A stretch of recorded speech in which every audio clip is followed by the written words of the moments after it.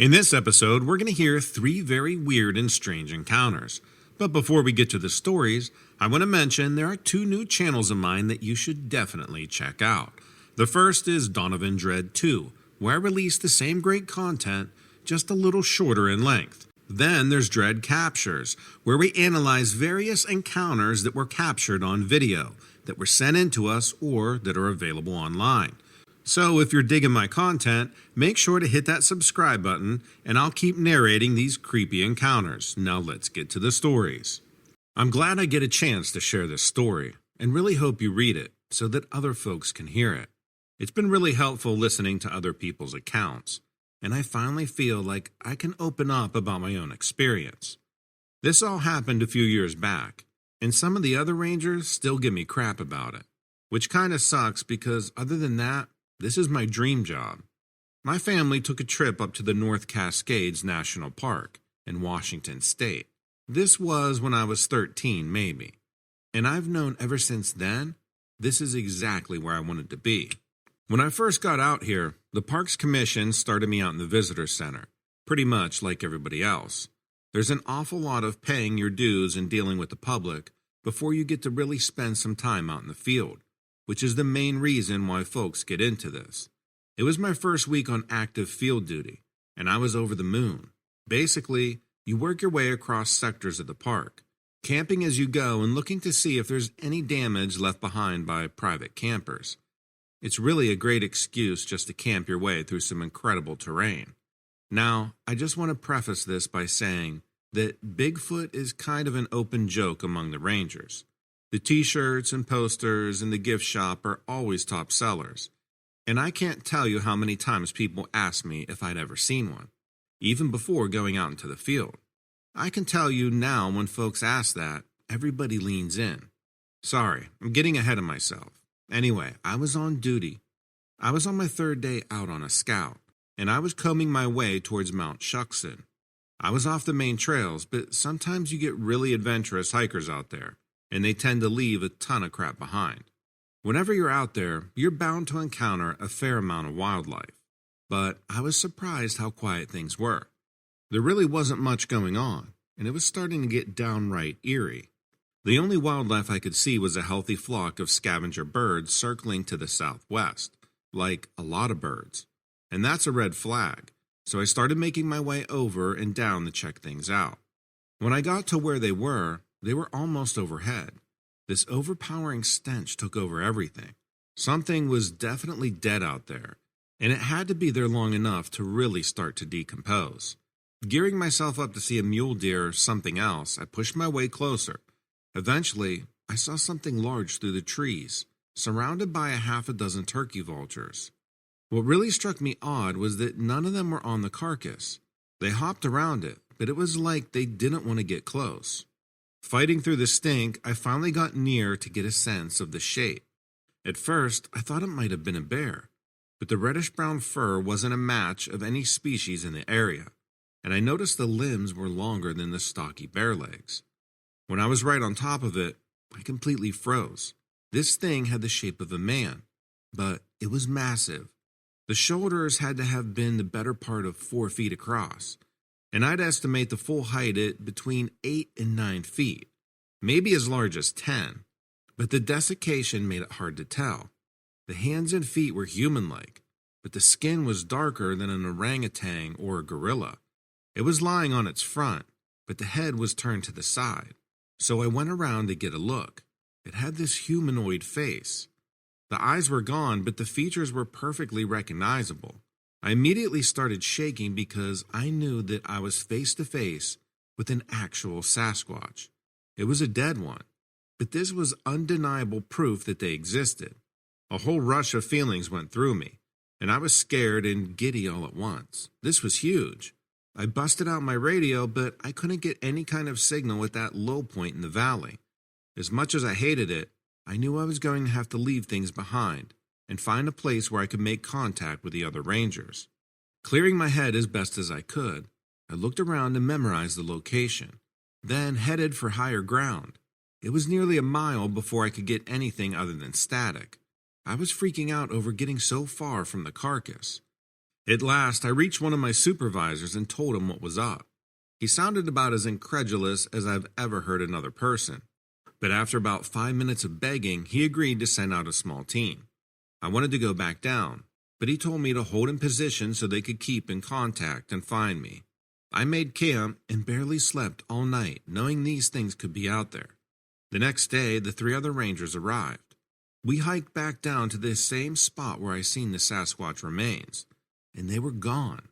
The ground where it had all been still showed signs of animal decomposition, but the body itself was nowhere to be seen. They started after me and made all kinds of fun of me because I had made the call the day before April 1st. I filed a report, but they all said I was just pushing the joke and have never let me live it down since. But I swear what I saw was real, and I don't know how that body disappeared.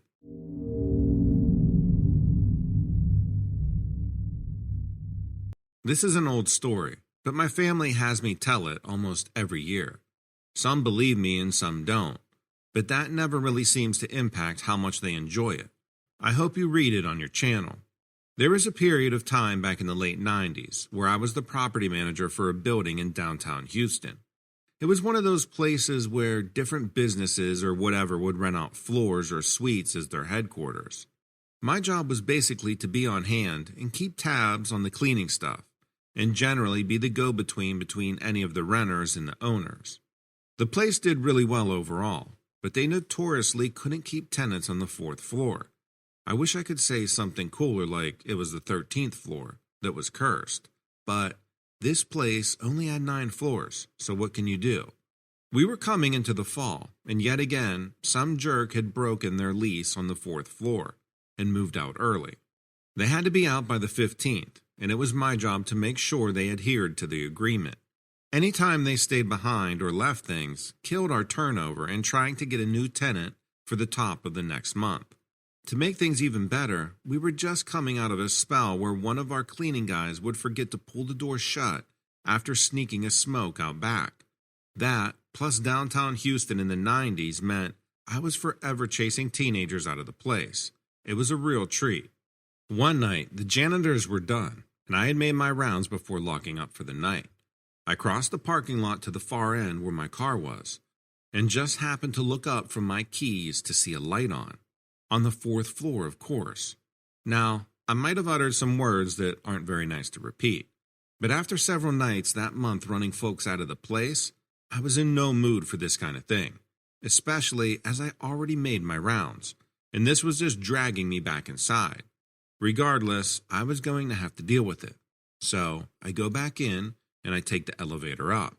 If I was doing my due diligence, I would have gone all the way to the top and worked my way down again, to make sure nobody was on the upper floors, but I was in no mood. Besides, the lights were on the 4th floor, so the 4th floor is where I was going. When I got there, everything was bright, but nobody seemed to be around. Now, to set the scene a bit, the renters that left took all the furniture, but the phones and cubicle dividers belonged to the building. There were some that were still set up, but most were stacked against the walls. The creepy part in hindsight was that all the phones were on the floors, right where they had been set when taken off the desks.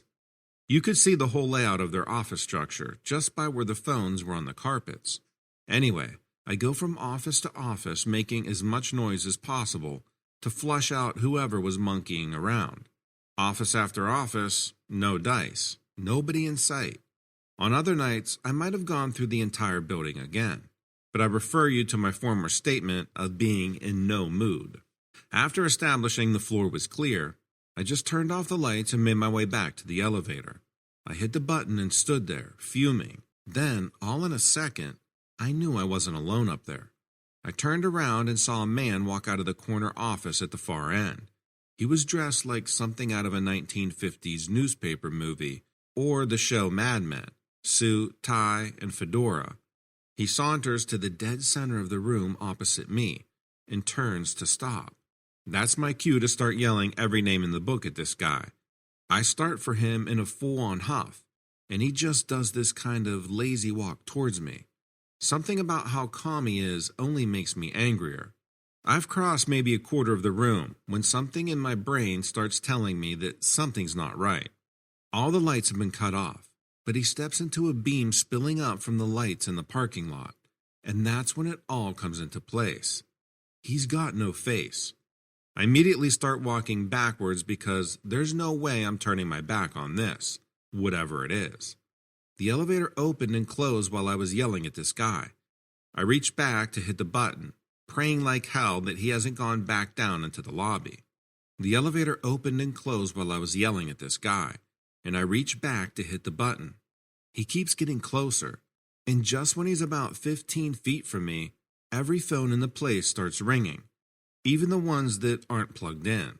I feel like I'm going to have a heart attack at this point.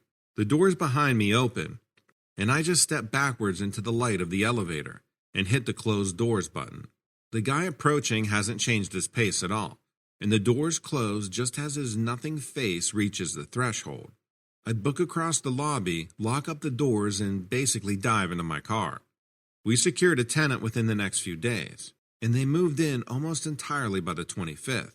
I have no idea if they stayed on long term, as I handed in my resignation before the end of the month.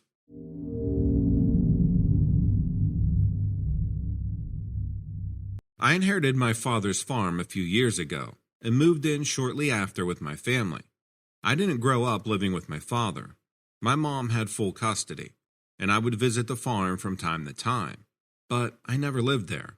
The house was far back from the road and surrounded by these cornfields on all sides. There was this large 2-story barn where there were a few goats, but it was mostly for storage. The house itself was a 2-story house with these large windows and a nice wraparound porch. Honestly, it seemed like the perfect place to raise a family. I was excited to move in and give my kids a good childhood. I had no experience with farm maintenance, so there was quite a learning curve for me. It took a while to start getting the hang of it, but eventually I did, and I really enjoyed the work. It was nice being outdoors and feeling the sun on my back while I worked. I didn't know much about tracks or footprints, but when I'd be walking through the cornfield, I noticed some tracks on the ground. They looked like paw prints to me. Maybe they belonged to a large dog or something. I kept seeing them for a few weeks. Every day I'd see fresh tracks, but there was no sign of the animal otherwise. One morning, I got up extra early to do my work because it was going to be 105 degrees that day, and I wanted to beat the heat. When I was outside, I heard some rustling in the corn. I looked back and saw it moving behind me. I was a bit alarmed because I was out there alone without anything to protect me. I was just hoping it wasn't some wild animal. I looked all around me and saw that there was corn moving behind me too. I needed to get out of there, so I booked it to the barn and turned around to see if it was still moving. I saw the movement going further away from where I was. I was a little confused. I thought it would have chased me, but I was glad it didn't. I kind of assumed it was the dogs that had been walking around the field and didn't think much more about it. A few weeks passed and I hadn't seen anything. I kind of thought the dogs had gone away. But one night, when I was sitting on the porch relaxing, enjoying the nice cool night, I saw the corn rustling again. I stood up and grabbed a shovel that was near me on the porch, and I started walking towards it. As I approached, it quieted down. I could just make out between a few stalks of corn this dog-like creature staring at me. I dropped down to my knees and slapped my leg to call for it.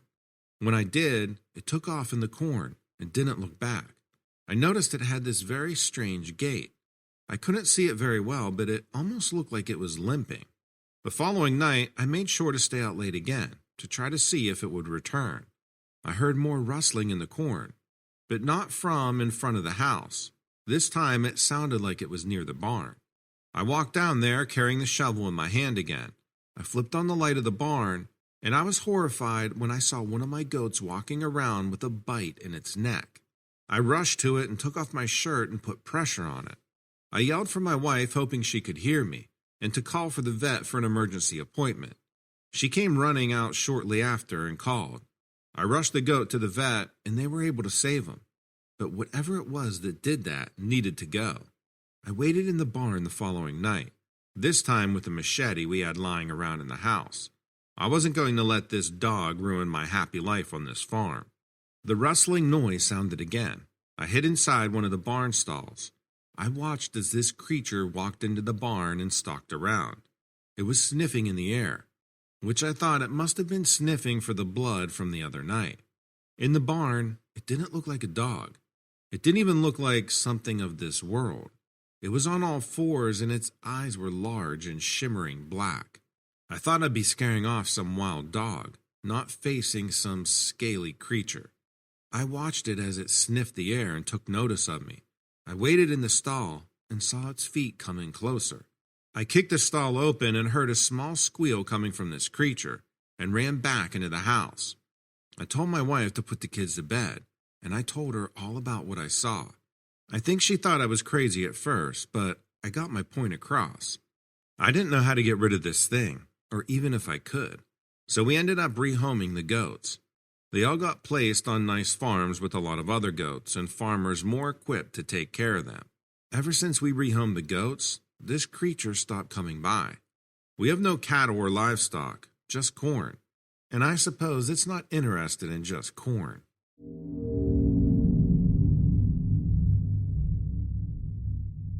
Thanks for watching, and let me know what you think of these stories in the comments below.